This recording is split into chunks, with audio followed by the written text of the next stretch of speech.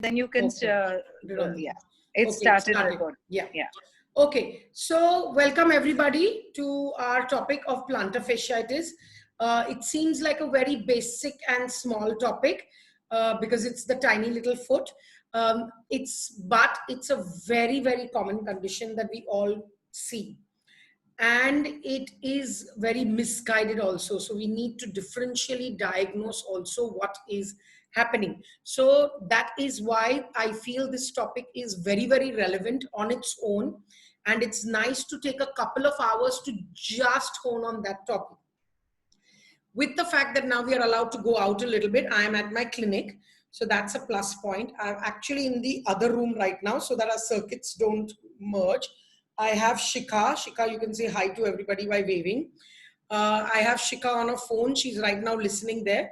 So what we are going to do is after my little talk of 20-25 minutes, we'll actually have her here and I will be demonstrating some of the assessments, treatments on her. So it will be nice in that way to work. If you do have some family member or somebody at home, and while I am demonstrating some of the tests or the taping, if you have a tape at home, you can actually practice in front of me so I can finish and then give you a little time to practice if you want to. Obviously, the exercises we can all do on ourselves, so that will be good.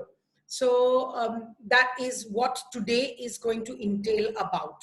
Okay. Am I clear up till now? Can somebody just put a thumbs up and let me know if everything is clear up till now? Yep, thanks Priyanka. Okay, I can actually only see Priyanka, Devashi, Moshmi, Kiran. Only 4 of them. So, sorry others.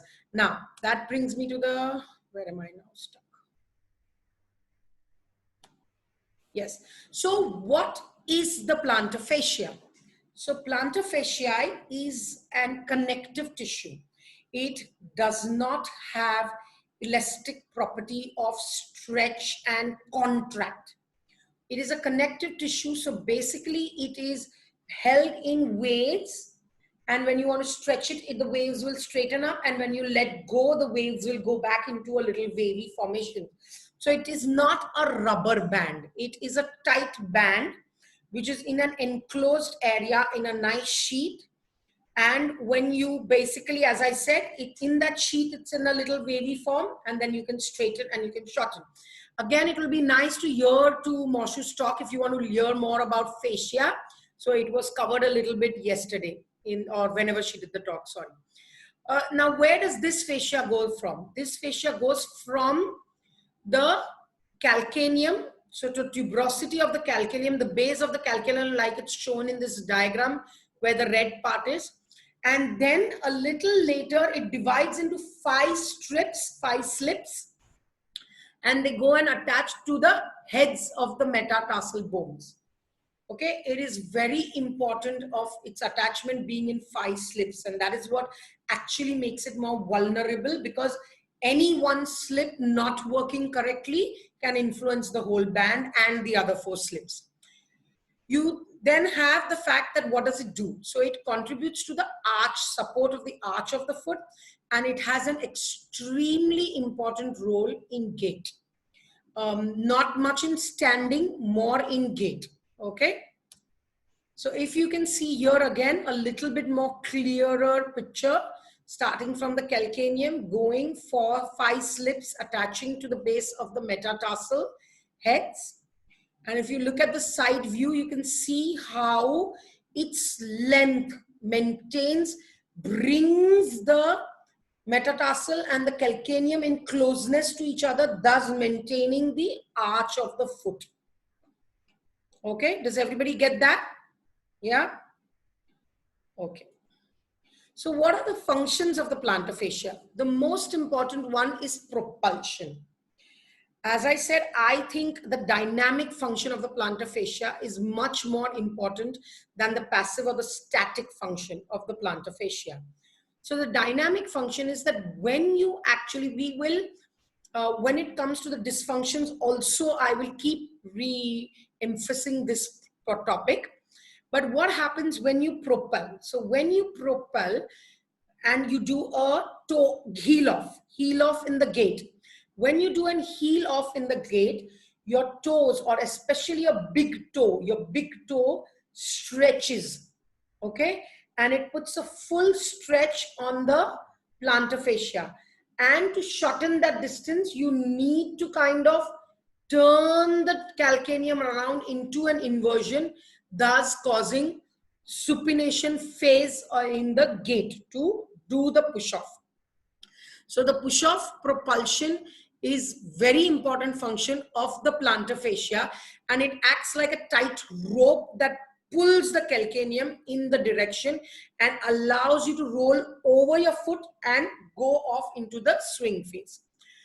Also, when you're actually landing and you do a heel strike, the ability to dorsiflex completely and to still maintain that arch of the foot when you're dorsiflexing before you start to pronate and put your foot down, that is also maintained by the length of the plantar fascia. So the lengthening of the plantar fascia in this phase, or the stretching of the plantar fascia. Again, when I say length and stretch, as I said, it's the unwinding. It doesn't actually stretch and release. The fascia doesn't have an elastic property to stretch and release. It's just a thick band. It's not a rubber band, okay? So that property of it to maintain its length and to get a full effect of the plantar fascia before you go from the heel strike to the flat foot phase is also very important and is very highly governed by the calf muscle, or the eccentric control of the calf muscle. Okay, so again, we will come to all that in the next couple of slides. Is everybody okay with the gait analysis? Can I see a few thumbs up? Or if anybody is not and wants me to repeat anything, can you please actually unmute yourself and tell me if something is not understood well. So at any point, you can unmute yourself and just say, excuse me. Okay. Now the arch of the foot. Now what happened? Okay, Deepa. Yes. Oh, Yeah, I just want to I just wanted this to be like during the lengthening. I mean, you said during the dorsiflexion of the ankle. So can you just explain that once more? That end wala what okay. happens? So when you do an heel strike, you need good dorsiflexion of the foot, right? Yes.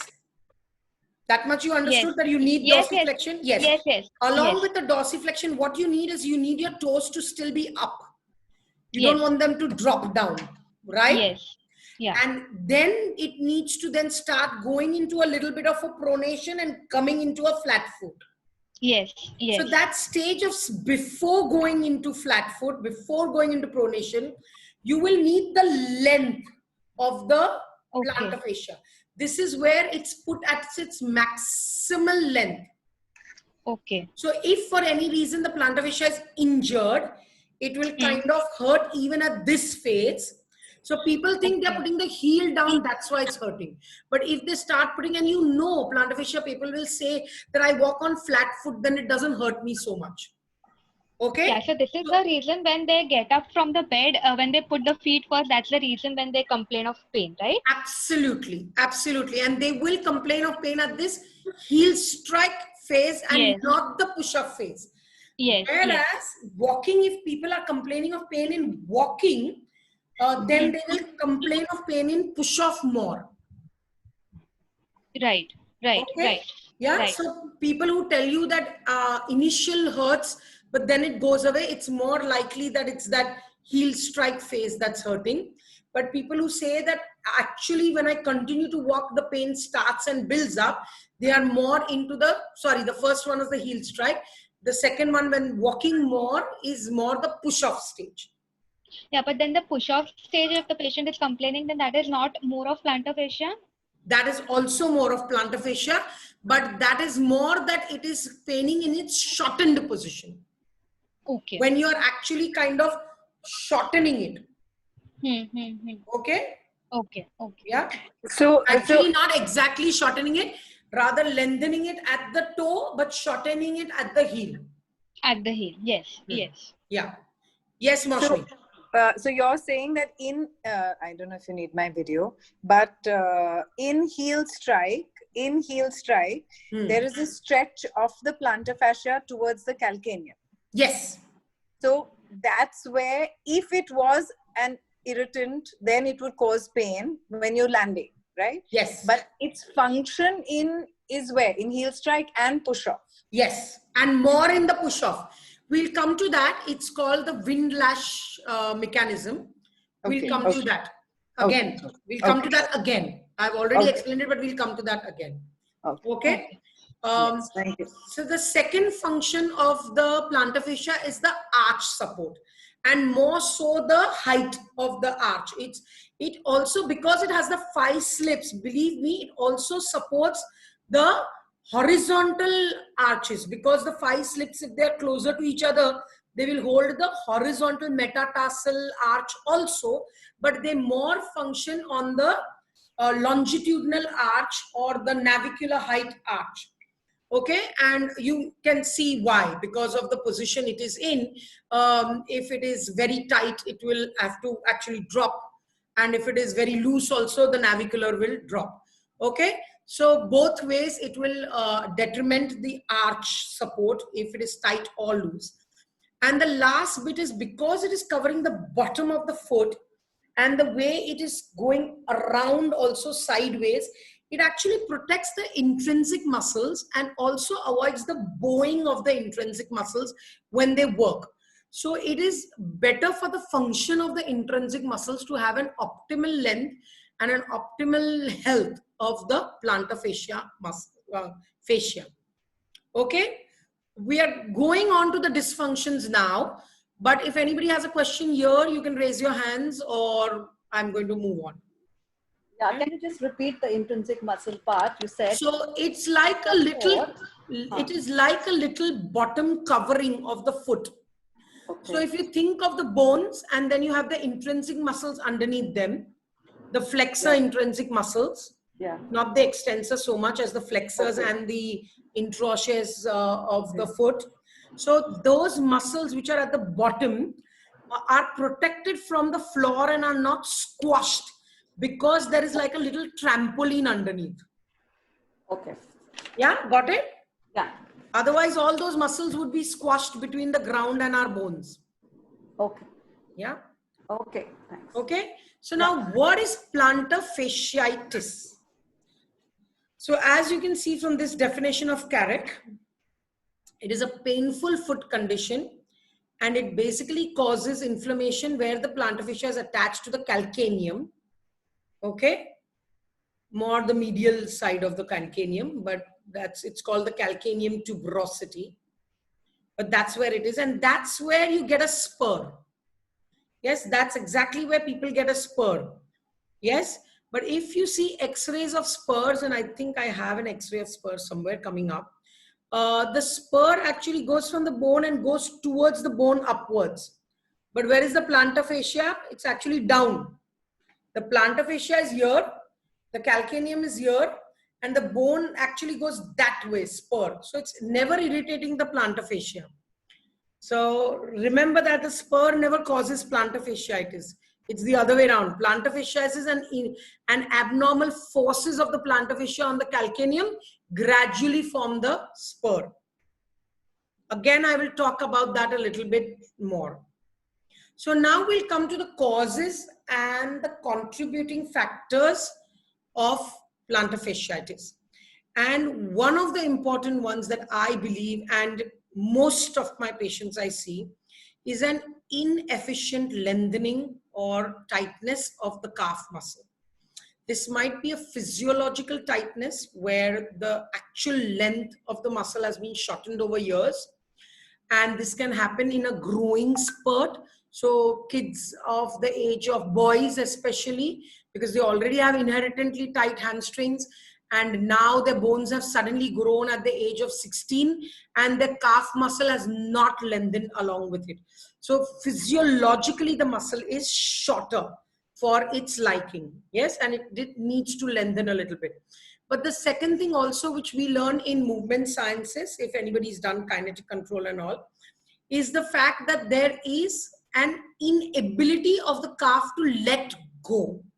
So if we are using it inefficiently, we are using it abnormally, we are using it too much, there is an inefficiency of the calf muscle to let go.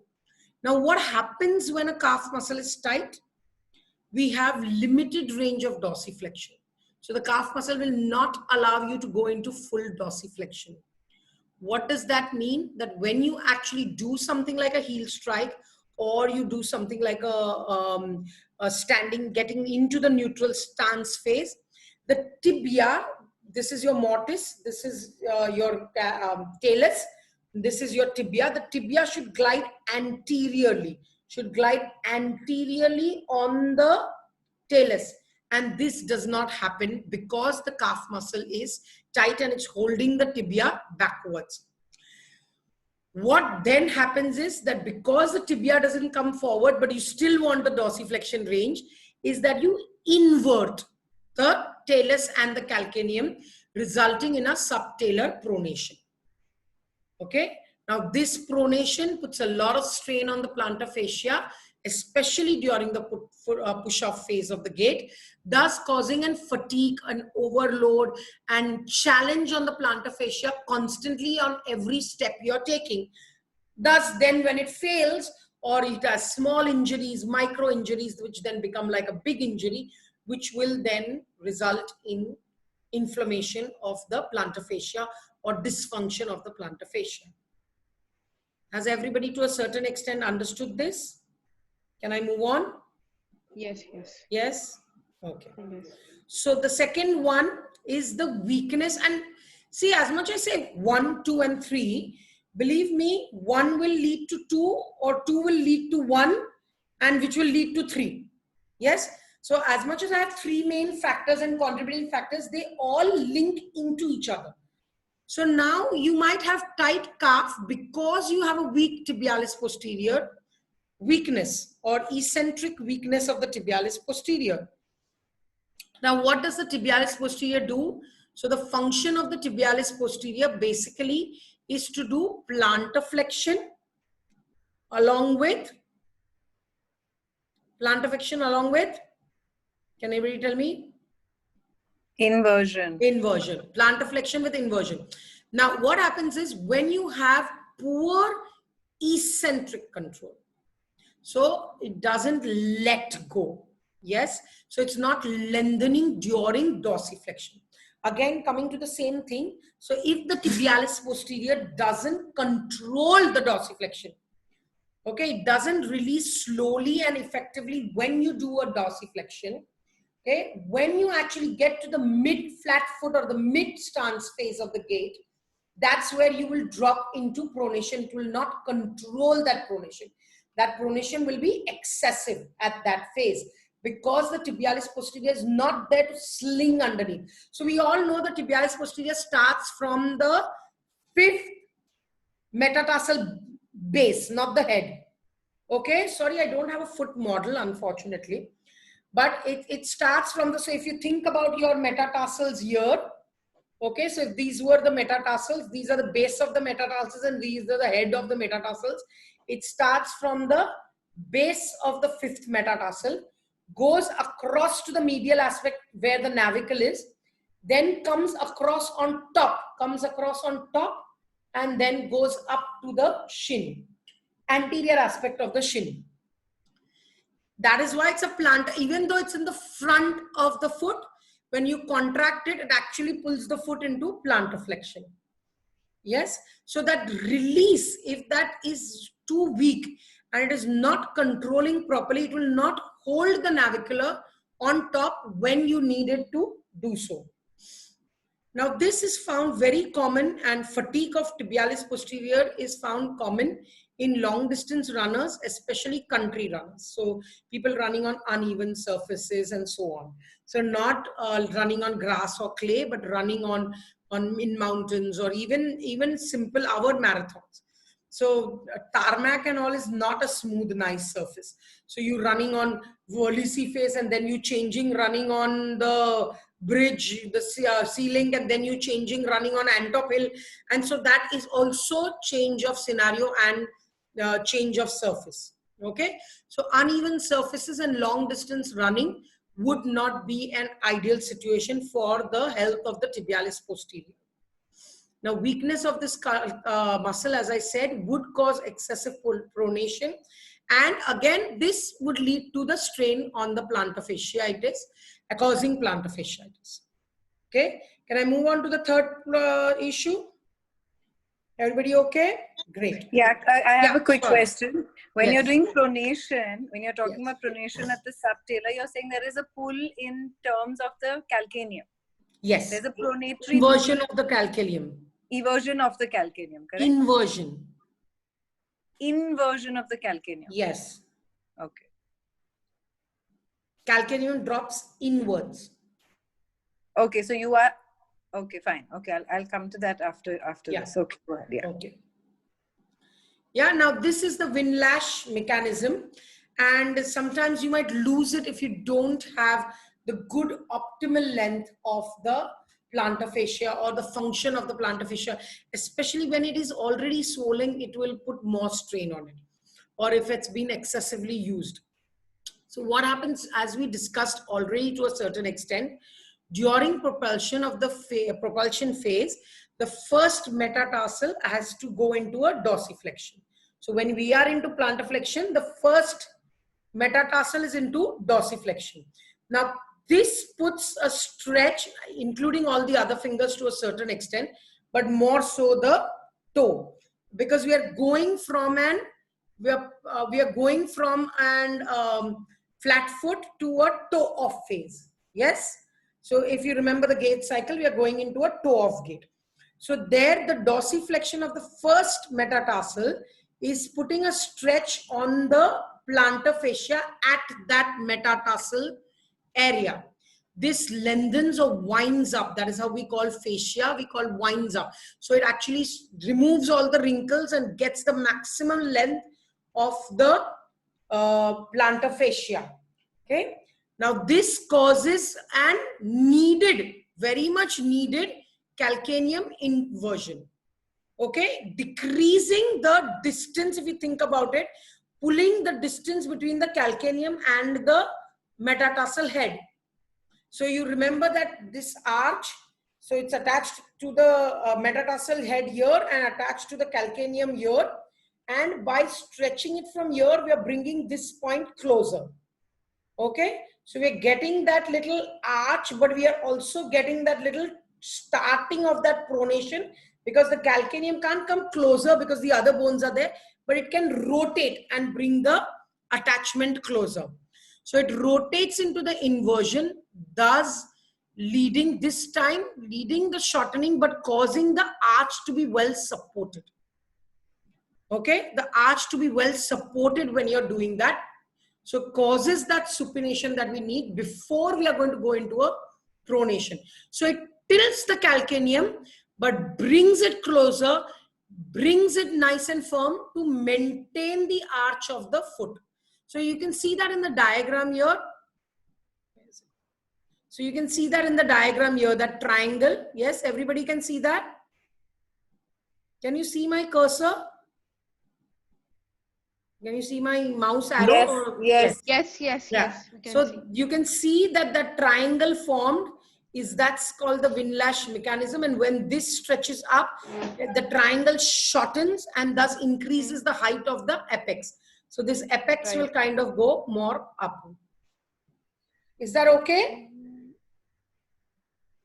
Which apex, like, can you just show with the cursor which apex we are One talking minute, about? I'll I just missed change that. mine also. So this arrow you are seeing, Yes, okay. okay, this Yes. apex will actually go up if these two come Higher. Yeah, yeah. So if these, this will be supported, but when these two are stretched away from each other, this will, they are not stretched away from each other, they're stretched upwards, okay, and thus shortening this distance. Okay. Yeah, Okay. thus making this one go higher.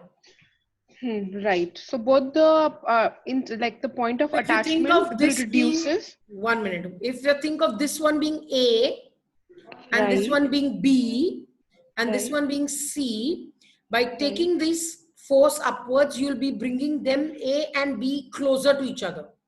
Because A and B come closer to each other, the C has to go higher up, thus maintaining the arch of the foot.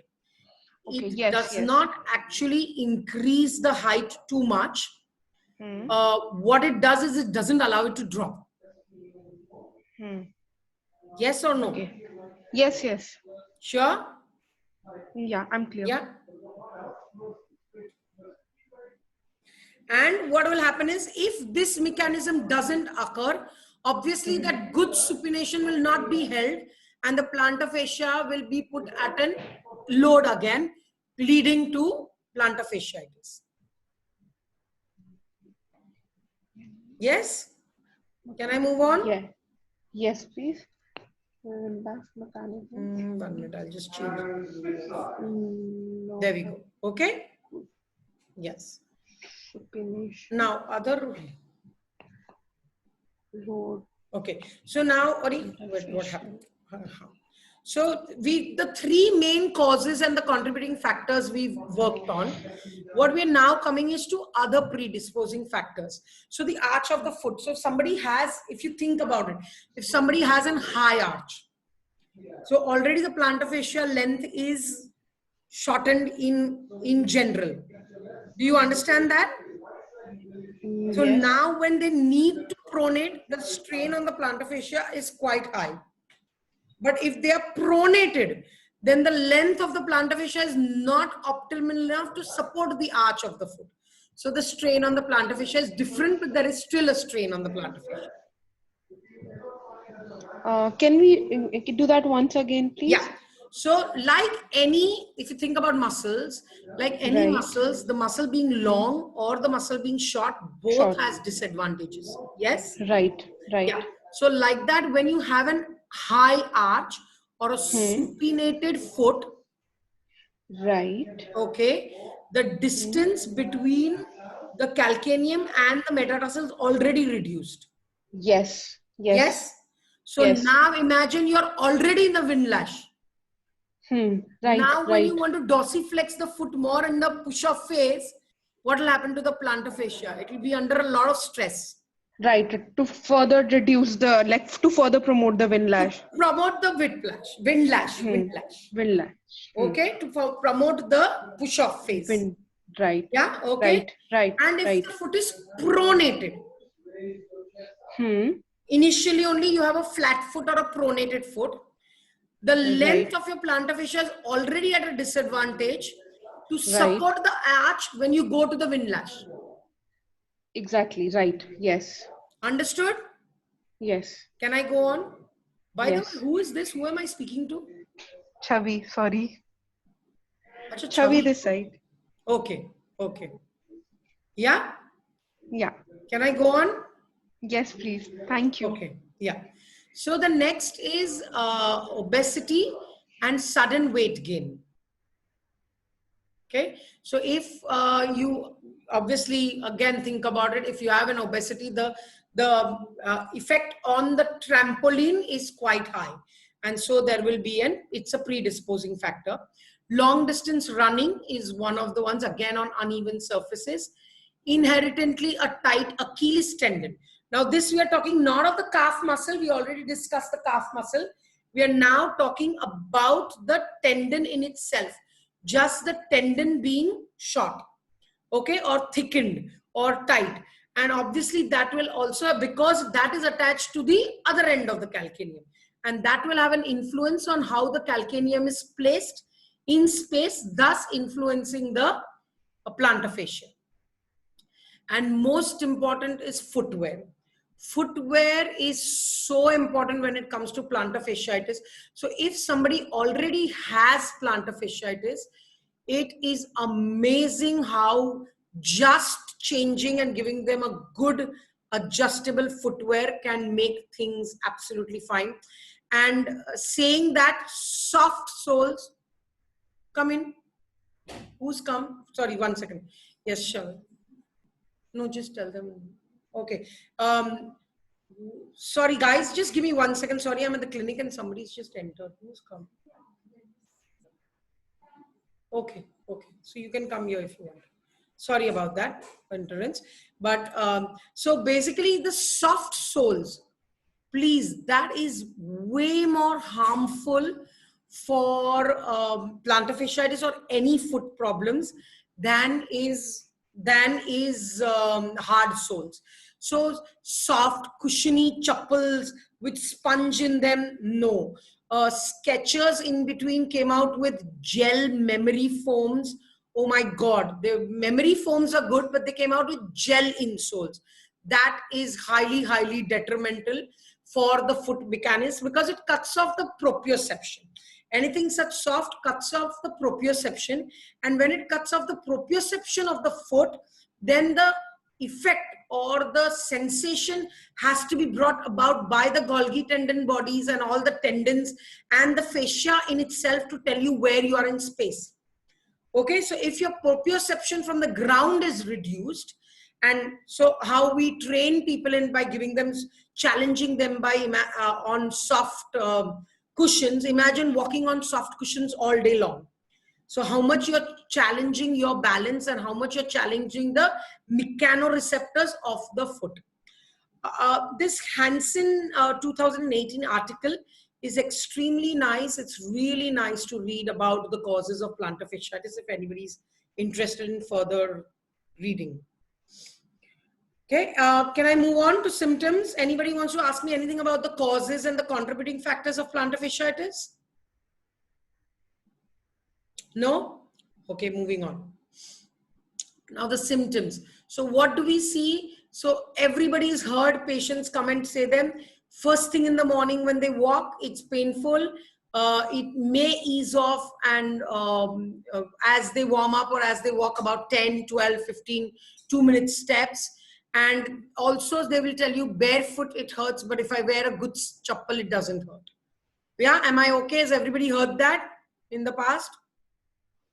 Yeah, very, very common with plantar fasciitis, and that's one of the nice ways of diagnosing. It's the more a local foot problem than lumbar problem. Okay, so or a neural problem. So that is more a local foot problem than a neural problem if footwear takes the pain away. Okay, local swelling. So you will actually see swelling underneath the heel. You'll see it underneath the heel. Okay, underneath the heel. So your heel is there and underneath you will see it. You can also see swelling around the lateral fat pad. That is common. Warmth of that area, obviously, if there is inflammation, that's what happens. Redness of the area, it's very difficult, but if you see the 2 feet, you might see some few red dots to show that there is redness of that area, but otherwise in the foot to see redness is a little bit rare. And they will also complain of pain during high activities, high impact activities like sprinting, jumping, landing, step aerobics, and so on. Okay, Zumba, so on. So those are how you will get the symptoms and the complaints from the patient. Now, what are we going to do for them? So we'll move on. Does anybody have any questions? Yes, Deepa? Yeah, so now, the earlier question which I had asked, pain on early gait, like during the dorsiflexion Yes. phase, usually I've seen patients with that. But then when you said there is shortening of the fascia, I mean, that unwinding happening during the propulsion of the gait, during the gait cycle, that is also one of the symptoms of plantar fasciitis. So how will you then distinguish? Like you said, like when the patient usually the patient comes when he says, "Okay, first thing when I put a foot on the ground, it pains, and once he starts walking, the pain relieves." And the second was when on walking also the pain is there, and in fact it Or increases. or high impact landing, stuff like that, running. Those are the kind of things my pain is there. Yeah. So if Okay. the patient is not involved with any high aerobics or anything, or he just is a normal lifestyle, and he just says that when I start walking, my pain increases. So that is Yes. also plantar fasciitis symptom, right? Absolutely. Absolutely. Absolutely. Okay. Yes. So Yeah. it generally starts off with just early gait. Then it becomes swollen. It's there kind of all the time. Even when I'm resting, it's sometime there. I finished walking and it's there. And then they will complain when it's in the healing phase. They'll complain of more. It's okay like that, but only when I'm doing high impact or when I'm doing a lot of running, then it starts to hurt after a certain period. So it's also the healing stages. So acute stage, you will generally see the early gait. Subacute phase when it's swollen and the swelling has still not subsided. More Subacute to advanced, I'd acute say. phase, that's when you can use ultrasound. is when you will see that they'll complain of pain kind of, even when I'm sitting, I have pain. Okay, if they have that kind of swelling. So that's where ultrasound, enzoflam, all that helps. And then once they go into the remodeling phase or the post 6 weeks phase and so on, then it is more on high impact activities and repetitive activities rather than immediate phase. Okay. Okay. Yes. Okay. Okay. And then the patient is saying he is having complaint of pain even while sitting, not walking and all. So we have to actually distinguish between a lumbar problem and this thing. Then Sorry, could you repeat that, Deepa? yeah. So if the patient is saying like if he's in a subacute stage and he says the pain is also during sitting, I mean when he's in Yes. little bit Yes. advanced stage. So we have to make a differential diagnosis with the lumbar problem and the feet because Not necessary. Not necessary. It could still be the feet. If it's acute, obviously you have to make a differential diagnosis, but it can very much be plantar fasciitis even when there is pain on resting. And you got to look at the type of pain also. So very rarely will you get tingling or burning sensation with plantar fasciitis. You'll get like a more like a stone stuck in the foot, ache, pinpoint, shooting pain with plantar fasciitis. Whereas with a lumbar symptom, you'll get more burning of the heel, you'll get more pins and needles along with it, and so on. Okay. Yeah. So, but resting pain can also just mean that the plantar fascia is completely inflamed, and even just putting the foot down, just resting, you're getting that pain. Okay. Yeah. Definitely you have to differentiate with the lumbar spine. No doubt about that. But you also Type have of to. pain will help. Yeah. You have to see, but it doesn't mean that resting mein pain means it is definitely lumbar spine. Okay. Yes. Yeah. Thank you. Yeah. Okay. Can we move on to assessment? Yes. Thank you. Yeah. Okay. So what are we going to do today? So how do you generally assess a patient? Yes. So you look at biomechanical alignment, and we have Shikha today. We are going to look at her biomechanical alignment of the feet in a little while. So what do we have very few people, so can we now have mics off please for a little while? Means switch on your mics, unmute yourself, and can people tell me what are the things we would look in if you were looking at foot biomechanics observation? What would you look at? What would people first look at? You're talking about just the foot in standing, or you're talking about in gait? Biomechanical alignment of the lower extremity. The attitude of the foot, attitude of the leg. So what do you mean by that? What would you be checking for? The position of the calcaneum. Yes, so you'd be looking at whether the foot is pronated, supinated, how is the calcaneum, is it inverted, is it everted? Yes, next. What else would you be looking at in the foot? The angle of the foot. Sorry? The angle of the foot. Yes, so whether it is in-toed, out-toed, so angle of the foot in that sense. Is that what you meant? Yeah. Devashi, yes. Next, what else would you look at? Hallux valgus, bunion. Yes, very nice. Who said that? Tina, that's me, Tina. Hi. Where have all these people turned up from? But good, great. Nice to have more people. But yes, absolutely great, Tina. It is great to have the hallux valgus. Yes, okay. Next, anything else? The arch of the foot also. Sorry? Arches of the foot. Arches of the foot. So that's, in a way, it is along with the calcaneum. So we're looking at the pronation and the supination. Next. Can we go a little bit higher up? Tightness of calf muscle. How will you find tightness of calf muscle in the observation? How will you notice that? Prominent Achilles tendon. Prominent Achilles tendon would be one of the Achilles tendon tightness. But what about the calf? What's a nice way to see that the calf muscle might be tight? Sorry? J sign. I'm lost. What's a J sign? So if the we see the the prominence of calcaneum, if we see a J sign over there.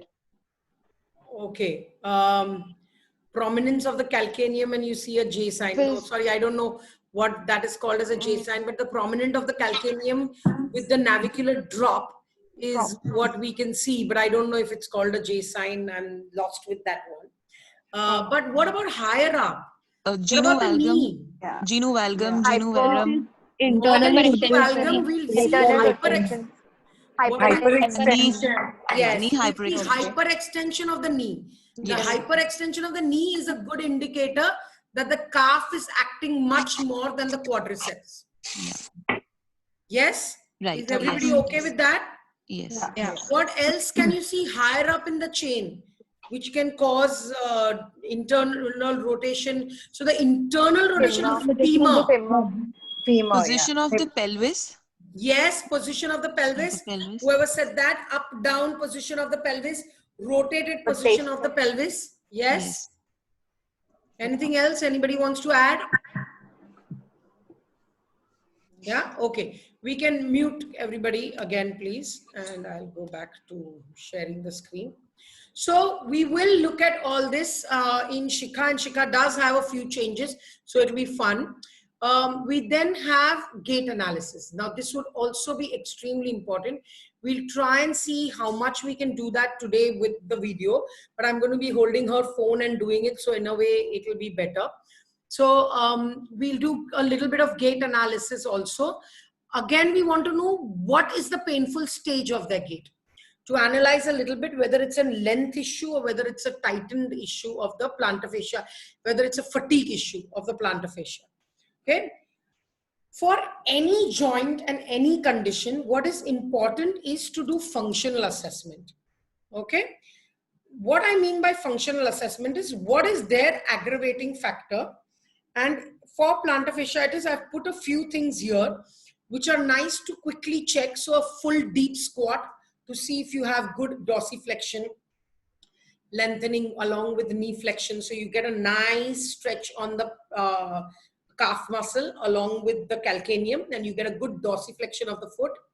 A lunge position to check if getting into a lunge and getting into a forward lunge, is that a problem? Step forward, just taking a step forward. So is the toe off hurting or the heel strike hurting? Starting to run, the propulsion phase or the sprinting phase, the first push propulsion, is that a problem? And if that is a problem, how are they doing it? Are they doing it more effectively? Are they actually got enough range of the first toe, first ray to do it? So a couple of plantar fascia patients I have treated by just mobilizing the first ray. So I had this marathon runner who was in his 60s. And believe me, he was way fitter than most 20-year-olds that I've seen. Lovely spine, what good posture, everything brilliant. Okay. The only problem he had is that now, because of age, his joints were generally stiff. And he didn't hear have you. Your voice has gone off. Hello, can everybody else hear me? Yes. You're fine. Yes. Yeah. Okay, Kiran, if you want to go back on your speaker phones, then do, but otherwise seems to be the same from my end. Are you okay, Kiran? Can you hear me now? Kiran? Okay, I'll continue. Is she gone She off? must have lost network. There you are. Kiran, can you hear me now? Can you hear me now, Kiran? Audio settings. I've lost your voice. I can't hear you. Go to audio settings and switch on your speaker. She can't hear you, Persis. She'll have to figure it out. If she can't hear Okay. you, whatever you tell her, she can't hear you. Devashi, can you type to her and tell her to Yeah, I'll switch on? type Yeah. it. Okay. Yeah. So what happened to this guy was that he was running marathons and he was doing like 4 marathons in a year, including things like Chicago Marathon, which is quite in the cold weather and so on. He was absolutely fine for 2 years. And after 2 years, he started having this pain in the foot and he thought he sprained his ankle while one of the marathons or the runs, but there was no specific swelling of the joint. or anything of that sort. So what happened was, when he came to the clinic, we did all the assessment. His biomechanics were not that bad, but the only issue he had when we checked his gait was that his right side toe was not fully dorsiflexing when he was walking. Forget running, when he was walking. So his dorsiflexion of the first ray was stiff. And with examining a little bit, and I even got an x-ray done for him, was the fact that a little bit of mobilization, it was a little bit stiff and arthritic, and a little bit of mobilization and giving him that support, and then we taped him up for a couple of days to just give that joint a little support and mobility, and he was fine in less than a couple of 2 weeks. In 2 weeks, and he was absolutely good. But it was the mobility of the first ray that had an issue, which was putting a strain on the plantar fascia.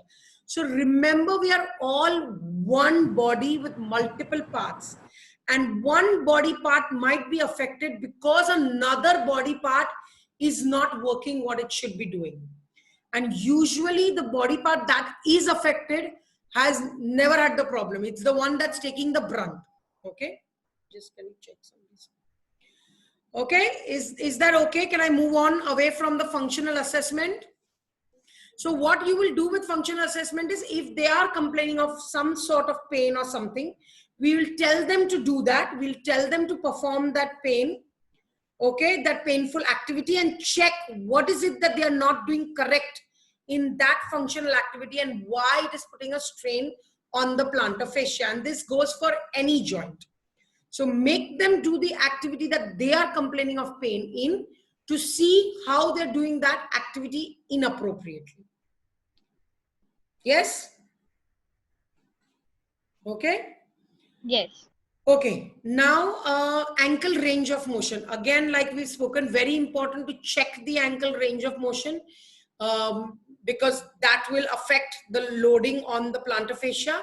Palpation, so palpating the heel and palpating the plantar fascia along its entire length, which will be a need to do. See where the tenderness is, see where the thickening is. Sometimes you'll really, in the middle of the plantar fascia, see some thickening. You'll feel nodules, you'll feel thickening, and releasing those can also be this. Can you hear me now, Kiran? No? Still not. No, she's here, but her audio connection is also showing, but anyway. So that's palpating the plantar Ask fascia. her to leave the meeting and join in again. Devashi, please do the needful. I messaged her and I told her. I don't know what she is doing. Okay. Can you hear the others, Kiran? No, I don't think she can hear us only. So maybe her laptop went on mute or something. Do you have her number? Kiran Madan's, her number is on Practo. Can you please give her a call and speak to her personally, please? Yeah. Thank you. So that's why only she told me, please send me the recording of the video. I always miss out some parts. So there she can catch up later on. Okay. So there we go. So palpation is done. Obviously, we are going to look at the length of the fascia in itself, but also the length of the calf muscle. So we'll do that as an assessment today. I do want to show some people how you can check a dynamic length like it's shown in a picture here, but how you can also check a passive length testing of the foot. Calf strength and control is what we need to look at. So we can do it on the edge of the step, or we can just do a calf raise, one leg. And we want to see the control when you're coming down also. So the lengthening activity of the calf also we want to check as an assessment, forget being a part of the treatment. Now, what we also need to then do is some differential diagnostic tests. So when we come to differentiating, Deepa already opened this up saying that, Deepa, do you have any more questions, or the raised hand is from before? No, I will lower it. Lower. Yeah, okay. So basically what you can do is lumbar spine assessment. So you want to palpate the lumbar spine, but also she is going to connect from her phone. So if, because you had removed her or something, so if it asks, just let her in. Okay. How will I come to know that? It'll come in the participants and ask for coming in, I guess. Okay. Should I do an invite to her? No, you'll just it'll come automatically. You'll see that Kiran wants to be admitted, then admit her. Okay. You don't need to do anything. Okay. Oops, my video went away. Okay. Yes. So, so you are looking at differentiating the lumbar spine, the nerve problems. Again, we'll come to a differential diagnosis slide also. But neurodynamics checking is also very important when you're checking if you think it's the calf length. So it's very important. We sometimes do the calf length and we say, it's calf is tight, calf is an issue. That's it. But have you actually added the hip abduction to it or added knee flexion to it and see whether it's taking the pain away? Even added neck flexion to it to see if the pain is getting more aggravated by it. And that is what might tell you that it's more a neural issue. Neural issue at the lumbar spine, neural issue at the buttocks in the piriformis region, neural issue at the common common peroneal nerve attachment at the head of the fibula, neural issue at the plantar nerve near the lateral or medial epicondyles. Okay, so it can be neural issue anywhere that could cause the neurodynamic effect. So it's sometimes doing a neurodynamic assessment would also be important. And just very simple, I'm doing calf muscle length testing and I just tell them to extend their head in standing position or flex the hip in supine position and see if that's making any difference to the neurodynamics. As simple as that. It doesn't have to be a complex testing. Okay, can I move on for now? Yeah? Yes. Okay. So the next is, where am I? Why am I not moving? Okay, signs. So what you'll also see is you'll see tenderness. Now, when we are examining them also, you will see tenderness of the base of the calcaneum or the lateral fat pad. You might see decrease in dorsiflexion. You will see reduced in the first MTP muscle like we spoke about when NTP joint, metatarsal phalangeal joint. You will see pain on stretching the plantar fascia. Here the PF means plantar fascia here. You might see trigger points in the calf muscle. Now, as I spoke to you and I said calf tightness, maybe physiological tightness, actual true shortening of the calf, but it might actually also mean that it's inability to lengthen because there are some trigger points or some issues within the fascia of the calf muscle. So sometimes just trigger points, and trigger points can also be a differential diagnosis. So it might actually be trigger point in the calf that's giving you the foot pain. So it might be referred pain from there. Yeah. And obviously we are looking at the ability and the control of the calf muscle, like it said in the earlier slide. As I've written down, it's important to check all these because they may not be the source of pain. So the source of pain is still the inflammation of the attachment of the plantar fascia. But what might actually be a problem? She's you will have to let her in because she's trying to join from her phone and it's saying that the host has removed you so you cannot join again or something. Okay, so just give me 1 second. I think there's something where there will be blocked people or invite some settings. Invite via Yeah, now voice has returned. Okay. now okay? Yeah, but I've missed like 15 minutes, you know. Sorry. Anyway, I'll send you the recording. Hopefully you can catch no up. worries. No worries. Okay? Carry on. So Carry on. yeah, so we actually didn't do much when you were gone, and we are going to repeat all that when we do the practical. Okay. Yeah, so Kiran, we did all the objective examination ka starting. Then we saw what signs we might find. Okay. And now we are moving on to differential diagnosis. But what I was saying is that these things might be positive. The source might be plantar fasciitis, but always remember what is the contributing factor. And the contributing factor is the most important thing in any treatment. Okay, that is extremely important.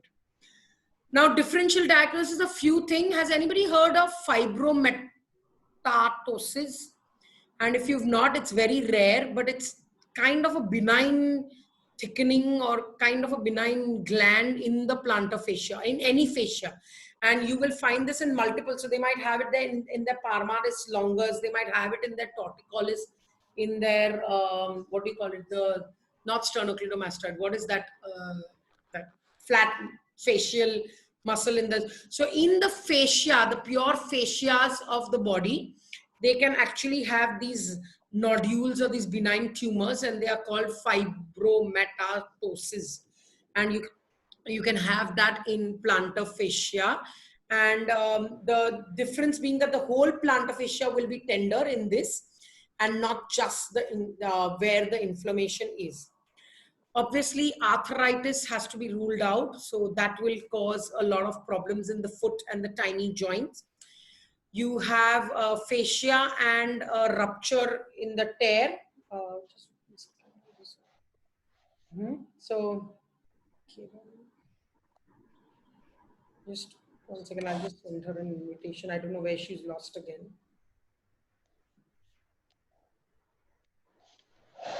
Poor female, she always gets lost. Are you there, Kiran, or are you lost now? Yeah, I'm there. I'm there. Okay, good.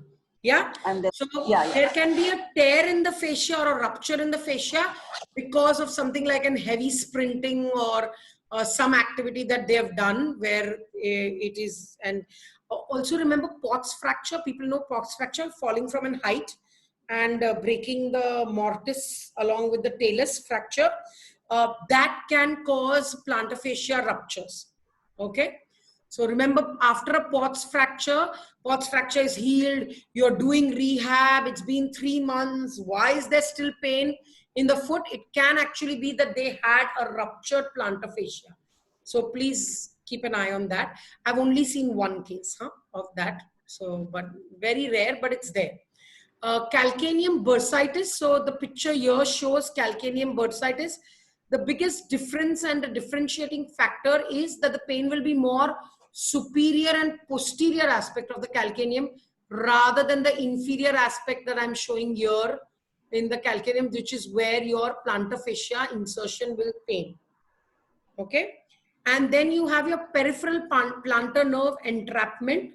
So as you can see in this picture, when the nerve passes, plantar nerve passes behind the malleoli, that's where it can get caught in the tunnels, and it can actually give you pain, which also then gives you pain in the similar area as the plantar fasciitis, but the pain being different. It won't be a sharp shooting pain. It'll be more a burning pain, more a pins and needly feeling, more a pain after an activity rest, and you'll have the nerve pain.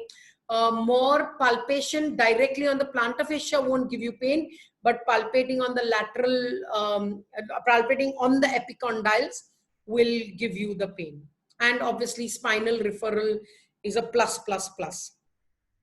If your heel pain doesn't disappear in 2 to 3 sessions in a couple of weeks of doing what you're doing right for plantar fasciitis, please check the lumbar spine.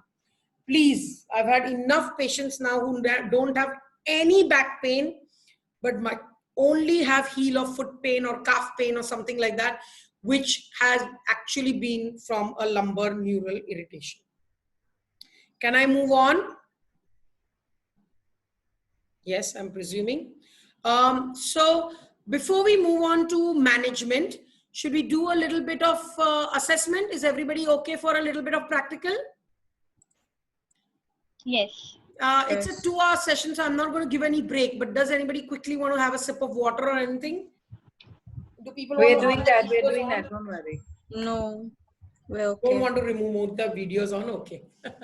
Can I have your video on? And can you swap it to show some makeup? Okay, so give us a little 2 seconds. Yeah. Yeah, can you switch the video? You don't have to talk. I am going to talk. So Persis, if you want to show any highlights, valgus or anything, I'm having a we good can do opinion. that also. We Yes. don't want to show that for the time being. Yeah, that's better. Yeah. Shikha, come. So can everybody hear me? Is there a lot of disturbance? Because I'll mute this phone. Can you unmute this? Are you unmute?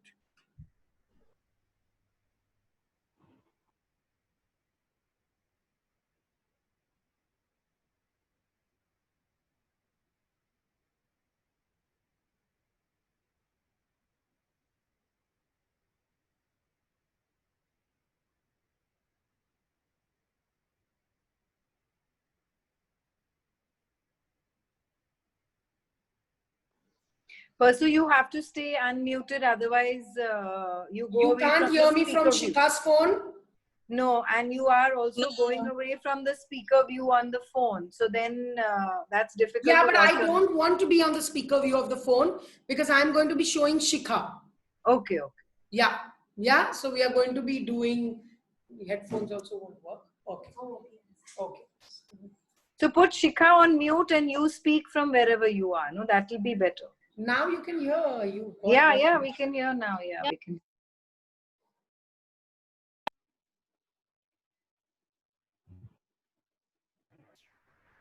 We cannot hear you because both are you on mute now.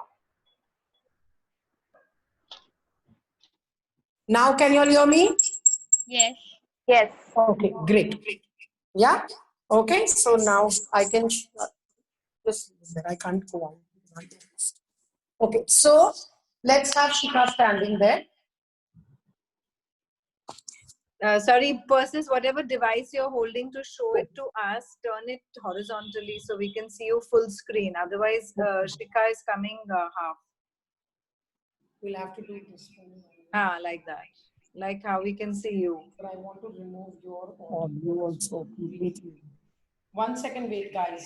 We need to, because what's happening is I'm hearing one voice in another. Is that better now? No echo? Yeah, this is Sound is fine. okay. This is fine? Okay. Yeah. So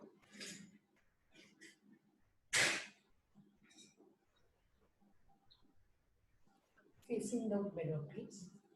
Can everybody see Shikha's feet? No. Now? The No, video was you're- better with the laptop only. So just turn that around. Laptop? Okay. Ha. You can see your chair. Initially, you had shown us that view, no?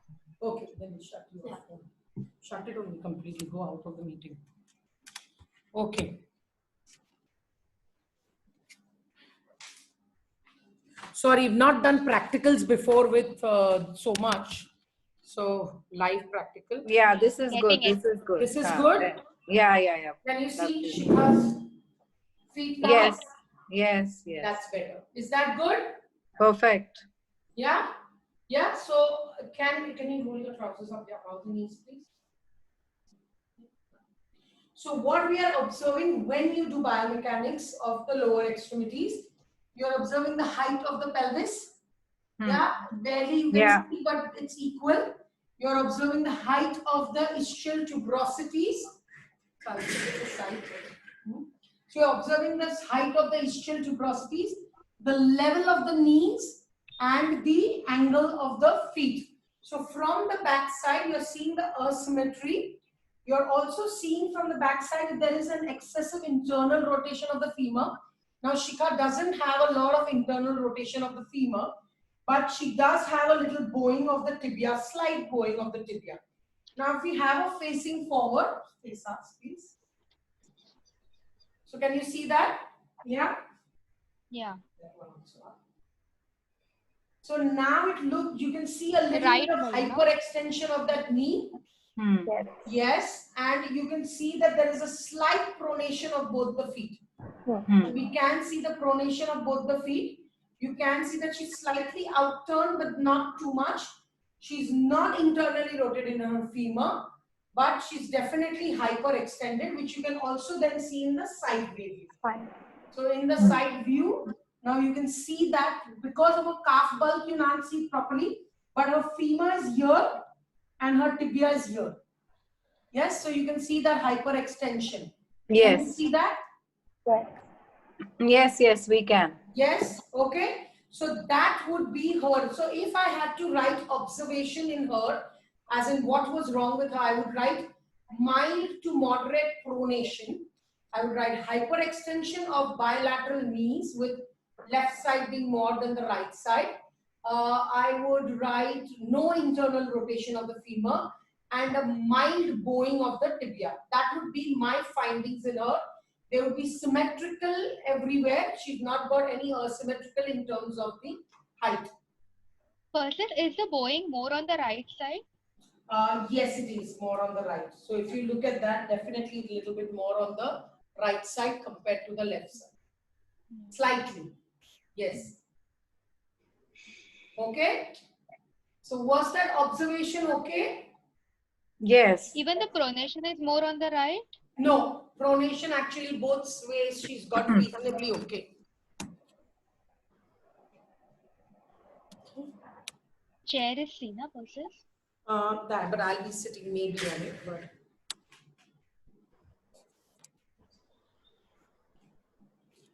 let's have you lie down. So what we are going to do next is, so functional assessment obviously is when we make them do an activity, like I said, and we see what they are doing wrong. Now that's not going to be very appropriate right now in Shikha because she doesn't have any functional activities. But what I wanted to show a few ways of doing, can you all hear me? Yes. Yes. Yeah. So a few ways of doing ankle range of movements and being certain that you are addressing the range versus the length. Okay, very simple stuff, but regular stuff that you want to do. So we've got ankle movement. Can everybody see me? If you can't, sorry about my top, I'll try and not show my. So you've got to hold the, actually bend. So can you still see me? Yes. Yes. Yeah. So what I'm doing is, can you see my hand is cupping underneath the palm of the heel. Underneath, I'm holding the calcaneum completely in my hand. My forearm is along the length of the foot. Now I can slightly flex the knee and get the full range to see if I have dorsiflexion range. So I have relaxed the calf from here a little bit and relaxed it and getting that full dorsiflexion. Persis, just one second, Persis. Can everyone mute themselves because then we can't hear Persis. Only if you have a question or you can't see her, please unmute and tell her. So Chavi, can you mute yourself, please?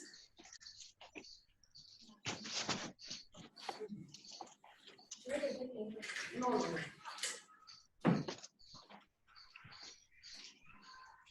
Anybody else is not muted? Is everybody else mute?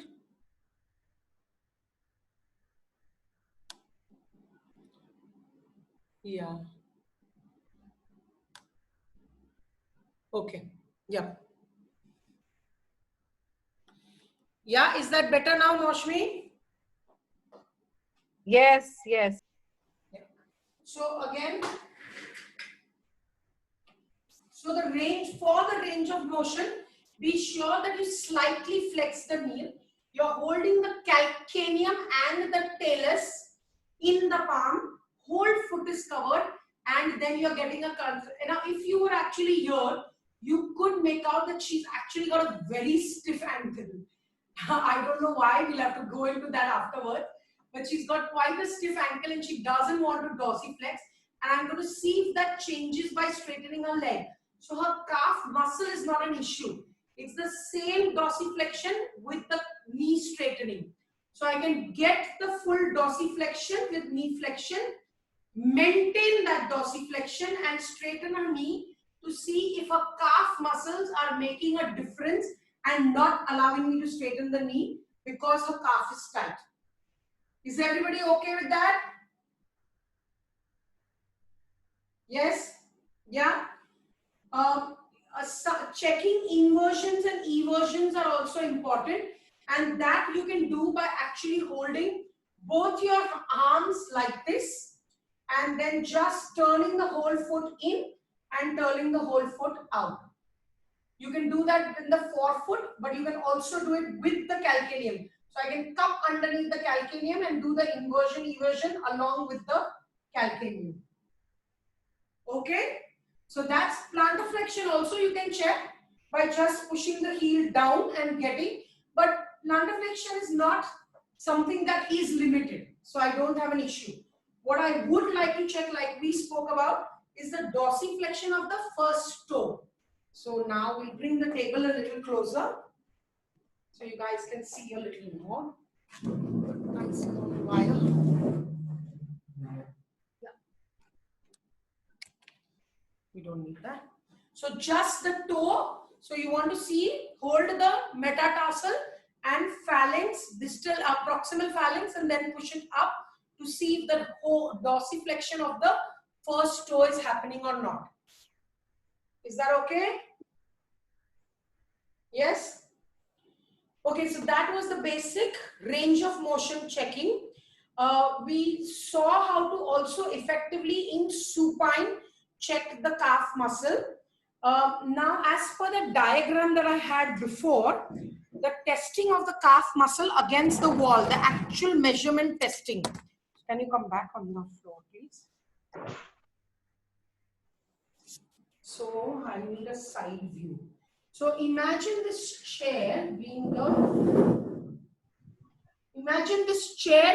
wall. Okay. So you're going to imagine this chair edge being the wall, because I want to show you all a side view, and there's come here, we can show it here. Okay, so wall, yes. So face the wall, no, face the wall. Come little towards me. Come little behind, not so much. So about a few inches away from the wall, one leg, yeah. So what we have here is, can you guys see the foot? Now? Can everybody see? Yes. Somebody needs to stand. Yeah. Yes, yes. Yes, because I can't see you all now because I'm facing the camera there. So what you need to do is you need to now get her to touch her left knee to the wall without lifting her heel off. Okay, so without lifting her heel off, she needs to touch the wall. Now, can you join only your left foot toe to the wall, please? Left foot toe, and now knee to the wall. Knee to the wall. Can you see that? So she's just about to do that. Now, she's just able to touch the knee now. Now, if you take your foot 1 inch away, 1 inch. Now touch the wall with the knee. Touch. So now she can't. So we need to get still closer to the wall, toe closer to the wall, toe closer to the wall, still more. Now do it. So now she can't touch. So actually in her case, the reading will be 0 inch.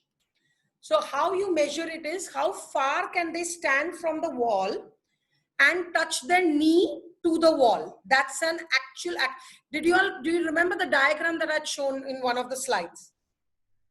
Yeah? Yes. Yes. So basically, that is how you do the reading of an actual calf muscle length and get that reading. So in her case, it will be 0. And if it was a patient who touched the toe to the wall, but still could not touch the knee, then you have to say 2 inches knee from the wall. So they are 2 inches short of the knee from the wall, even after the toe is touching the wall.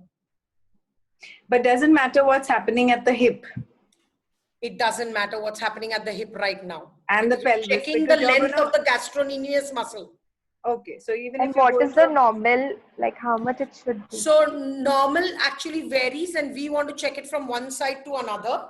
But normal is actually about 2 inches away from the wall, at least 2 to 4 inches away from the wall. You should be able to do the distancing.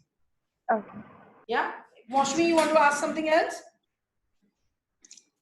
I thought you were saying something. No. I just wanted to ask that you can't keep the pelvis leveled in that, so. No, the pelvis level doesn't matter here. Right now, we are just checking the physiological length of the calf. Okay, just wanted to clarify. Yeah. Yeah. In this only, if this particular test produced the pain that they usually feel, so it produced the plantar fasciitis pain, what I will then do is I will tell them to do some neck movement or some arm movements and see if that will influence that pain, make it better or worse. And if it does influence the pain, then we know it's more likely to be neurodynamics. And what will be the position of the other leg when you're doing this test? It doesn't matter. Again, we are doing a pure calf muscle. It doesn't matter where the other leg is. Okay. But the other leg has to stay straight now. No, that's checking the back leg ka calf length, gastrocnemius. We are not doing that. Okay. So Deepa, 2 inches. when the back leg is straight, You are checking the length of the hamstrings, come the gastrocnemius in a very crude manner. That's not an ideal way of checking the calf tightness. Yeah, no, no, I'm asking this 2 inches away from the wall is your feet, and then the knee should touch. That's the ideal, right? Yes, that's the ideal. Okay. Yes. Okay. Okay. Anybody else has a question? No? Okay, I'm going to share the screen again and just check if I've not missed out any assessment, and then we'll move on to treatment. Because I'd like to do a few exercises. Yeah? Okay. Control of the calf, we'll do it in rehabilitation. Yes? Okay, oops, that was my animation, which shouldn't have shown first. So surgical management, you have plantar fasciitis release, which doctors do here. So what they do is, imagine the fascia which is tight, fatigued, sensitive, in dysfunction, not working properly. They put a Z stroke in the middle of the fascia to make it longer. Okay? And then what happens? Scar tissue happens and it becomes still more shorter. Then there is spur removal, and like I told you, the spur is never facing downwards. It's always facing upwards, and I don't know what the use of spur removal is, because it's never irritating the plantar fascia. And finally, you have the navicular fixation for pronated feet. So what we have done is, now if the navicular is fixed with a screw and plate, can you think of the windlash mechanism where the A and the B come closer and the C goes up? Does everybody remember that? If the navicular is fixed, how will the C go up? Right. How will the A and B come closer? Not possible. Yes? So that would be more detrimental to the plantar fasciitis than not. And hence, surgical interventions have not, over the years, have been proven absolutely useless for plantar fasciitis. There is not a single research that I have read after the 1980s that basically tells you whether a plantar fasciitis surgery is effective. Okay? So surgical management of the plantar fasciitis is out of our books. Thank God, that means we have more job. Okay, now coming to pain management. So what all can we do in pain management? NSAIDs are a very good friend of ours when it's in early stages, in the acute to subacute phases. I am very happy giving tablet Enzoflam twice a day if it's an severely painful even on rest. Otherwise, I give Enzoflam once a day if it's a mild pain. That's my choice of drug. You can give whatever you want. Okay. Enzoflam basically is that acylonophenec part of the, it's not declofenac of the NSAID. Corticosteroids, they work very good after the subacute phase and just in the early remodeling phase. So they don't work a lot when it's been 3 months and 4 months, but that 2 months ka aju baju ka phase mein, if the pain is still severe and you've not been able to take it away, corticosteroids works well there. What really works almost every time at multiple levels is what is an ice roller. So what I tell people to do is get an Coke or a Pepsi bottle, empty, fill it up till the very top with water, maybe leave so much so that the ice expands, put it in the freezer, let it set into a log of ice, put it on the floor when you want to exercise, and then from the top base, so like a roller there, so you're rolling like that and like that, you're rolling on the floor on the ice roller.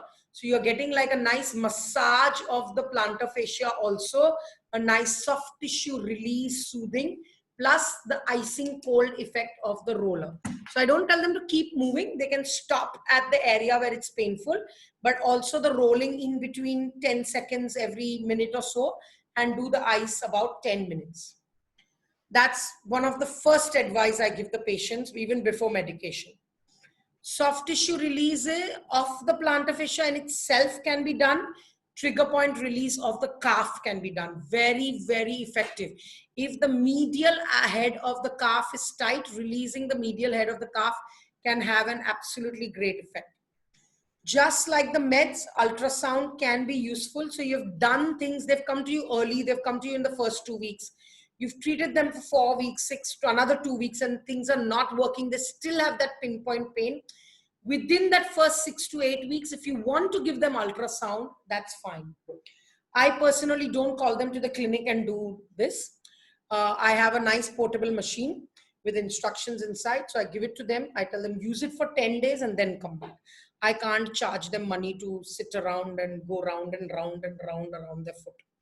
So I don't give ultrasound. I just teach them how to do it. My ultrasound machine is used about 4 to 5 times in a year at max. But that's the only machine I have. Okay. So, but it is proven to be effective. There is research to show that it can be effective for pain management for the plantar fasciitis.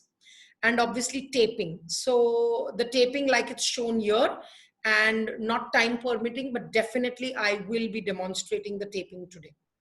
Okay, just give me a little, let me finish off the slides and then we'll do a couple of treatments actually. Yeah.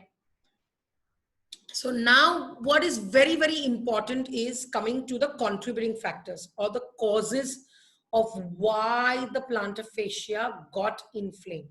So what do we need to do next? What do we need to prevent it from happening again? So pronation would be one factor, which can be corrected by footwear and can be corrected by this tape, that if it's a non-structural pronation and it's tough and moldable, it can be done by that. Hyperextension of the knee, which can be addressed by addressing the feet. Now, in Shikha's case, already just a small thing we saw is that her dorsiflexion was stiff, but her calf muscle was not very tight.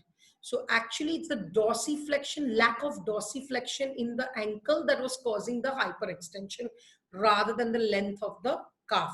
So addressing the length, the range of motion of the ankle and the length of the calf muscle will obviously, and then controlling it through the quadriceps and the gluteal muscles. But basically these might be the factors that you will have to address for them to reduce the hyperextension.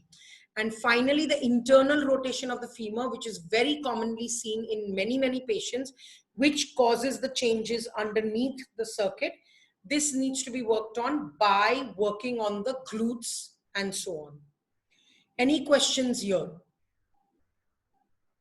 No? Great. Yeah, just one question. Yeah, tell me. After this corticosteroid injection, after how long do we start the rehab? 4 days. 4 days. Okay. Yeah. And how long does the effect of corticosteroid injection stays? It depends. So actually the corticosteroids, they say the effect only lasts for 4 to 6 days. Oh, okay. But what it is what it does is takes the inflammation away. Now, if you have addressed the cause of the inflammation, inflammation shouldn't come back.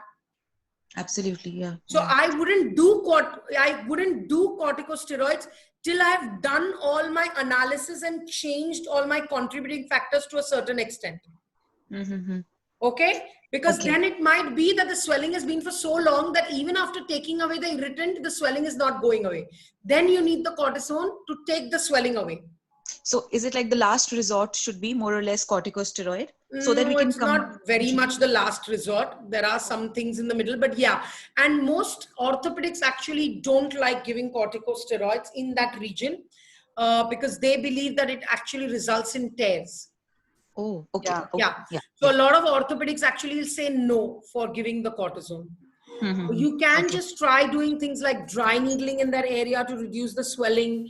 I've never, there's one patient that I had to send for corticosteroid, but rest of them with taping and enzoflam and icing, it works. You barely don't need. Yes. Yeah. Yes. Yeah. You talked about the glutes. You talked about the glutes. You have to work on the glutes. Can you just repeat that? Yes. Glutes, obliques. Yes, absolutely. That's coming in my next slide. Yeah, femoral internal rotation, the assessment, besides checking the alignment of the knee, anything else we can find out for the femoral internal rotation in assessment? Yes and no. Deepa, you're going into movement analysis, but there are quite a few tests that you can do. Like you can actually do sitting quadriceps leg extension, put their hands on the thighs and see if the thigh is going into internal rotation when they're extending the knee. So that's a dynamic assessment. You can do quadruped rock, where you are actually seeing that they're moving unequally the buttocks. And if they are moving the buttocks equally, you will see the thigh go into an external or an internal rotation. Or they will have reduced hip flexion because they can't internally rotate or they can't externally rotate, and so on. So another topic for another day. No problem. Yeah. Okay. Yeah. So now exercise wise, this is what I would like to address. So we would like to definitely look at the calf eccentric control, which is the main thing we're going to do today. The tibialis posterior eccentric control. Then the glutes and the obliques, we will leave it, because as much as it is very important for plantar fasciitis patients, it's been covered in other courses. So the gluteal exercises are not very particularly pertinent to plantar fasciitis, but they're definitely needed. Okay, so maybe people can, if we have a little time in the end, which I doubt, we can actually just run through a few gluteal exercises, but they are done in dozens everywhere. And obviously without the oblique control, you're not going to have pelvis control, and without the pelvis control, you're not going to have the hip control, and without the hip control, you're not going to have the knee and the foot control. So obliques, obliques, obliques go all the way round. Okay, they are my favorite muscle right now. Yes? Any questions before? So practically, I want to do three things right now. I want to do taping of the plantar fascia. I want to do eccentric control of the calf. And I want to do eccentric control of the tibialis posterior. Can I go ahead with that? Yes. There's one thing that I wanted to ask. How about the strengthening of the intrinsic muscles of the foot and flexor hallucis and abductor hallucis muscles? I don't think they are that significantly involved or have an issue in that case. Hallux extensor muscle is sometimes important if you're not getting an extension of the first foot. But again, it's more a stiffness issue. And once you release the stiffness, generally that muscle starts working. I don't think these small muscles have an stability or a fatigue issue, and that is why they never go into a distress. Okay. Okay. Yeah. Yeah? Yes. Does that answer your question? Yes, yes, it does. I was just asking this so that we know what to focus on initially. Like, is it the bigger muscles that I focus on, or I start with the smaller ones? Sorry, I'm on a seminar. I'm conducting a seminar. Take care. Yeah, sorry. I just had somebody drop in. Okay. No yes? Is that okay? Yes. So can we go on with the management? Foot taping? Yes? Okay. So what we're going to do now is, again, how do I show this now? So we'll be at an angle. No, you sit like that with your feet like this. I sit that's a little bit oblique. So can you all see the foot now? Yes. Great view. So I'll be a little bit here, but obviously. Can you switch off the share screen so that you come in the? Oh yes, yes, yes. Thank you, Moshmi. Thank you for reminding me that. Yes. Now can you see the foot nice and clear? And this is how I'm going to be taping now.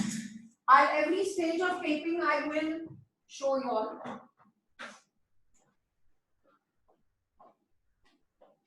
So this tape basically is to cover the two functions of the plantar fasciitis.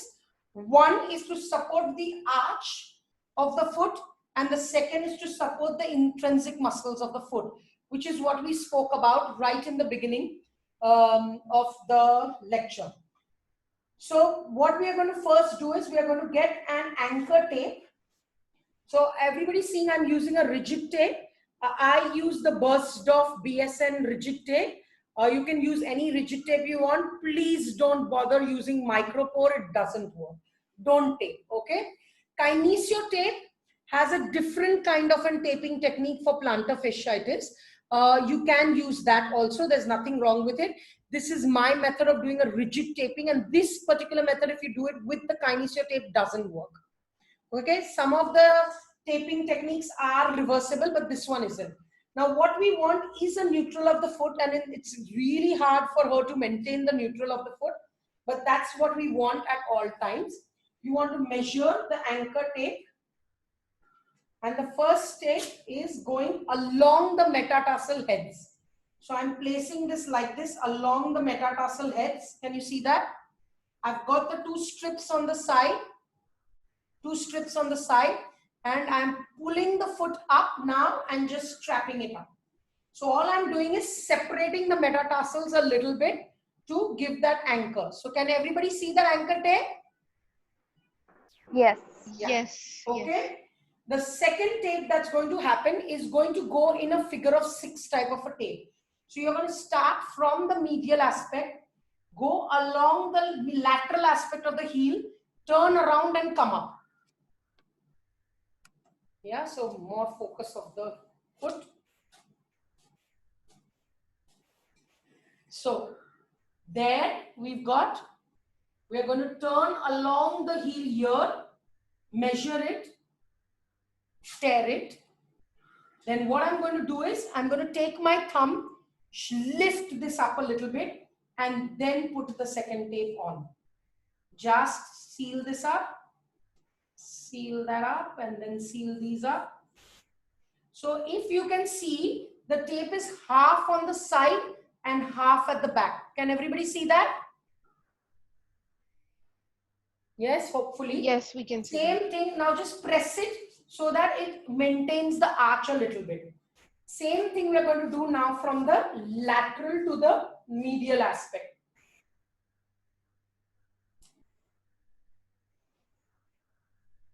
There, come up, measure.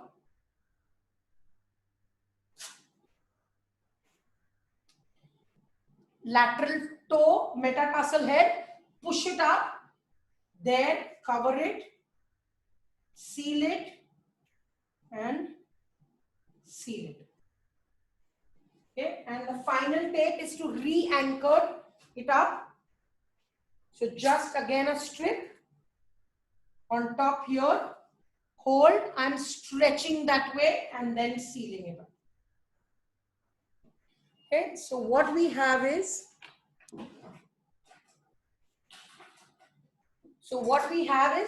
an anchor tape that was here. Then we have a tape that went from the medial, lateral, turned around and came up this way. Finally, we had from lateral going medially and coming up, sorry, I'm tickling Shika, and came up that way. So can everybody see that? Yes? Yes. Yeah, I will just show you all. Where was the last one? Where was the last one? The last is just a re-anchor. Moshmi, the last one was just a re-anchoring. Like the first tape, we did the anchor.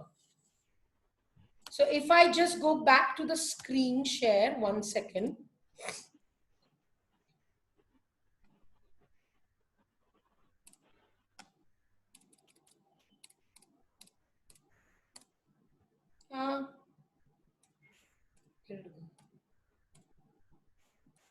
That.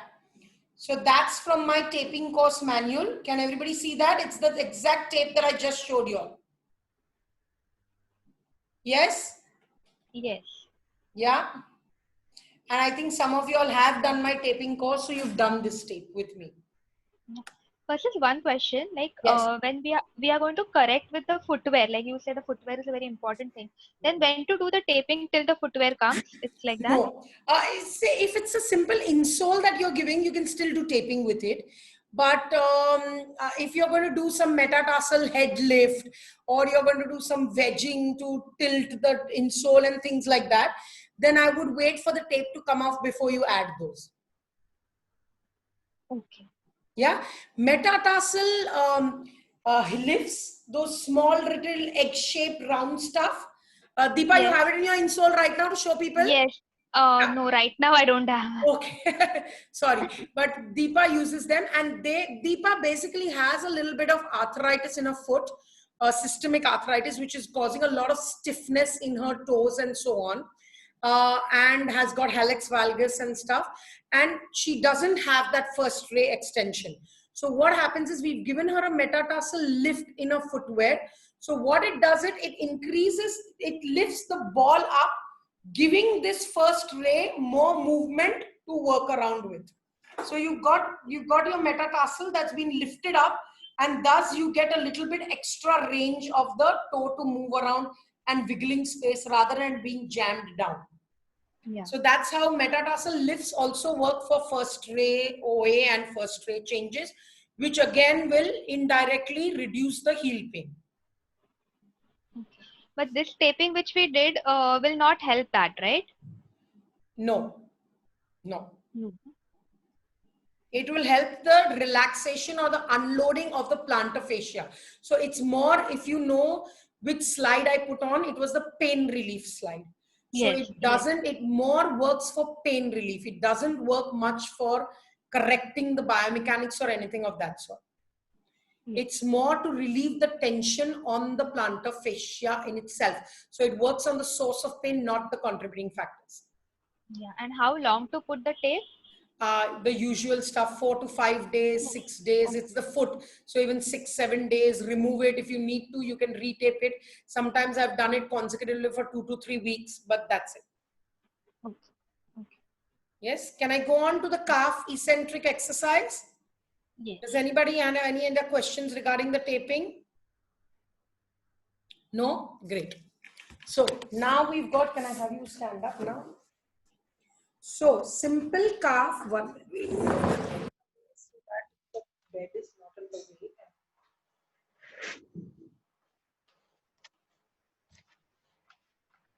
Can we all see Shikha? Yes, give me some thumbs up. Yeah, okay. Yes. So basically, how do you check for one little, what is that thing? What is in the way? Oh, table is in the middle. Huh. That's better? Yeah, good. Okay, so basically simple calf, checking the calf strength is to come up on your toes, you can hold the support of the bar, come up on your toes, can you come up and then lift one leg off the floor, and so can she balance, lift that leg off and stay there, can she balance and come down on that one leg, can she control coming back down. So what are you checking in all this? You are checking can they lift up equally on both sides? Can they lift to the maximum of their plantar flexion? That's number one. Second, that's the concentric contraction. Then staying there, can they contract and stay there on one leg, which would add a little bit of control element to it. So it will add whether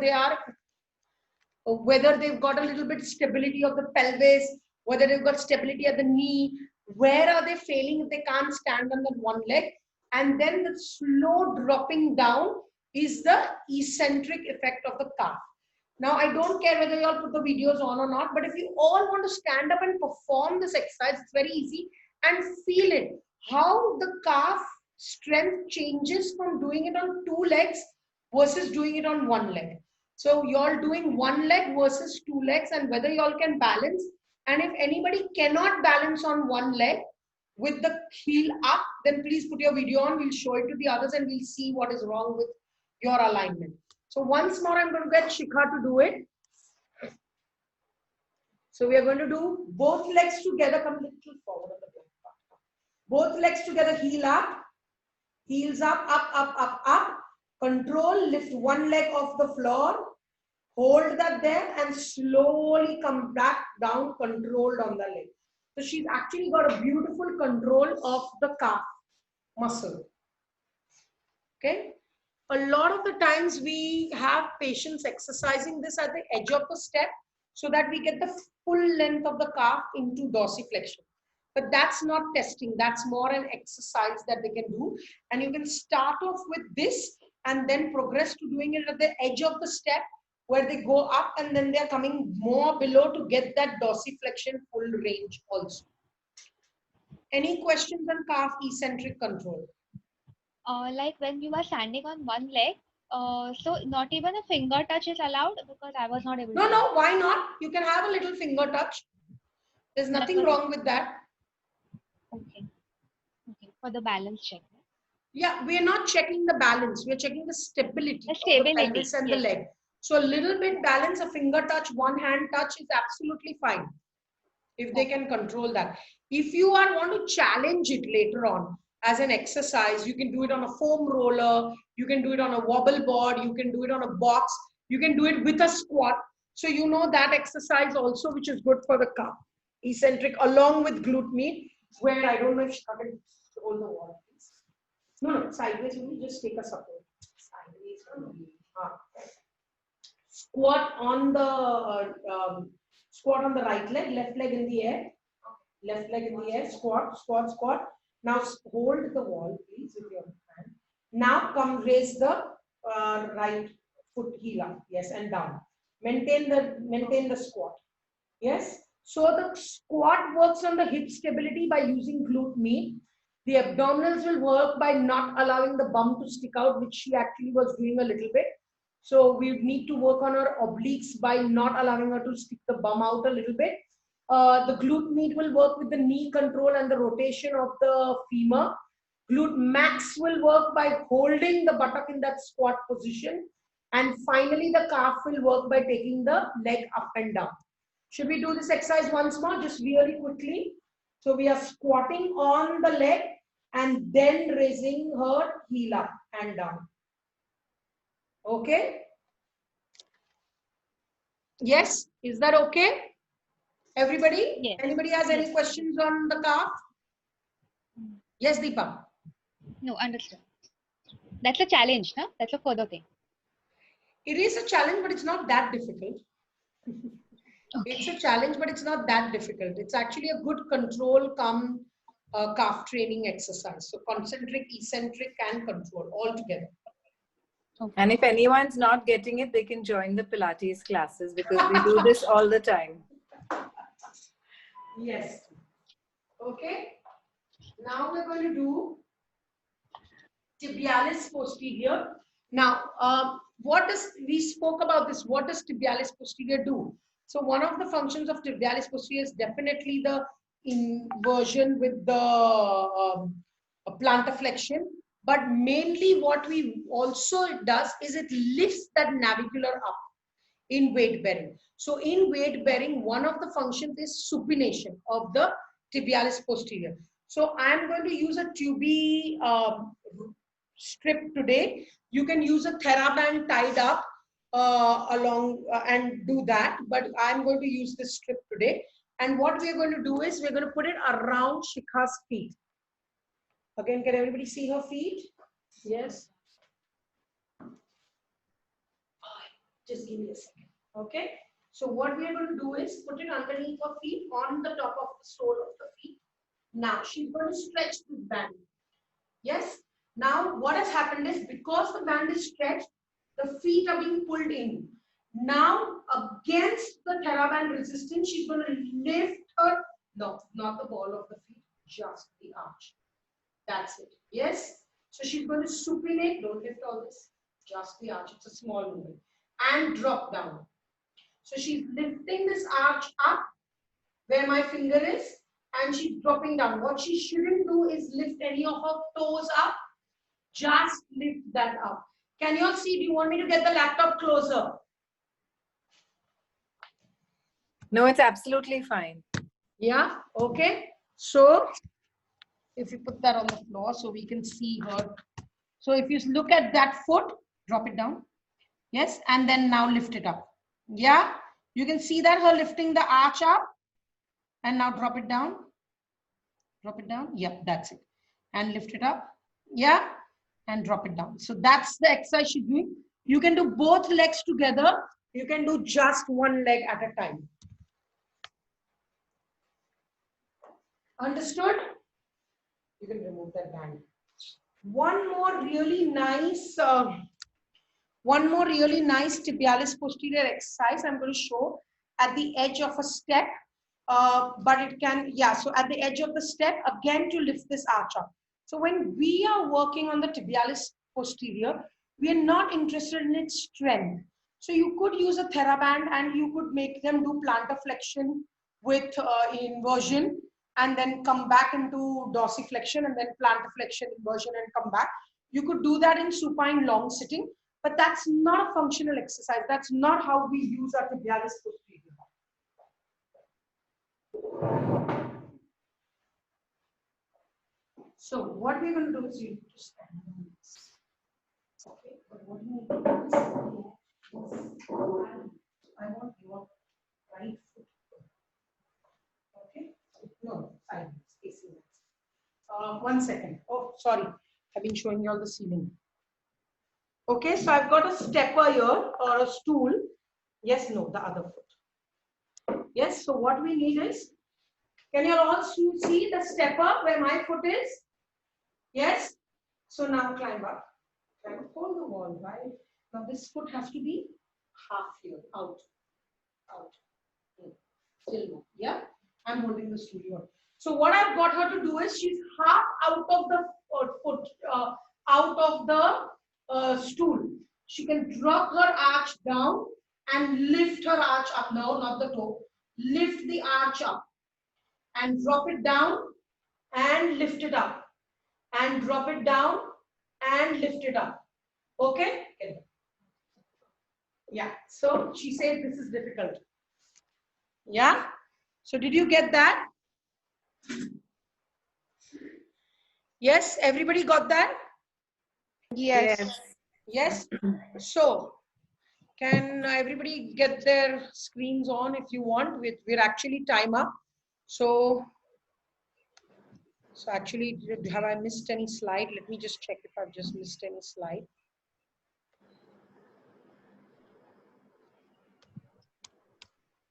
Yeah, so we did that and that's it. Yeah. Okay, so any questions in the next 5 minutes that we can deal with?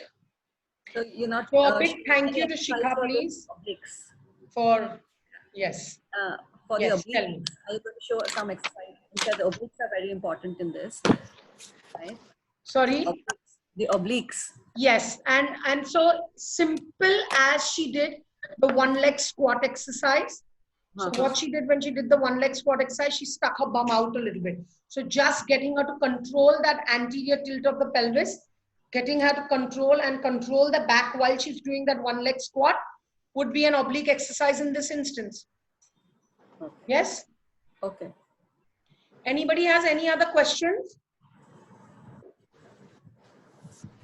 No? The exercise which you showed on this edge of the stool was just again lifting the arch. Yes. So if you think about it, that's the stool.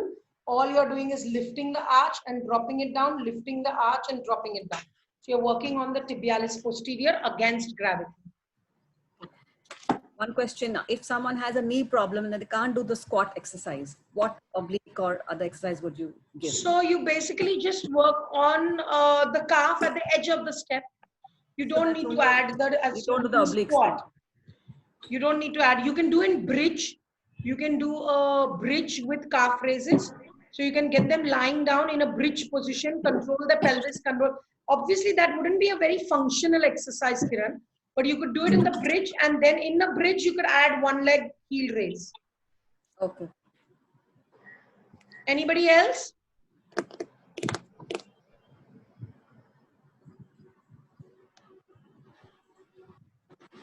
Anybody else? Anybody wants to add anything? No. No. That's good. Okay, great then. Bye-bye. Thank you. Bye. Thank you. Thank you very much. Thank you very much. Thank you, Persis. Bye. Take care. See you. Bye. See you. Bye bye.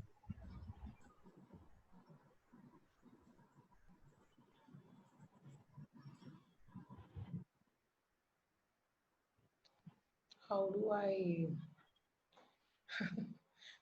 know? Does anybody know? Stop recording.